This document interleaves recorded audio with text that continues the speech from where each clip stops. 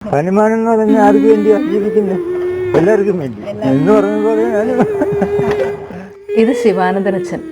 ഒരായുസം മുഴുവൻ കഷ്ടപ്പെടുക എന്ന് കേട്ടിട്ടില്ലേ? 13ാമത്തെ വയസ്സിൽ കുടുംബത്തിന് വേണ്ടി അധ്വാനിക്കാൻ തുടങ്ങിയ അച്ഛൻ ഇപ്പം 70 വയസ്സ് കഴിഞ്ഞിട്ടും തൻ്റെ അധ്വാനം തുടരുകയാണ് കേട്ടോ. ആഡംബരങ്ങളൊന്നും എത്തി നോക്കാത്ത, ഒരു മായവുമില്ലാത്ത ഭക്ഷണം കിട്ടുന്ന ഒരു കുഞ്ഞു രുചിയിടം. ഈ ചെറിയ വിറകടുപ്പിലാണ് അച്ഛൻ്റെ പാചകമെല്ലാം.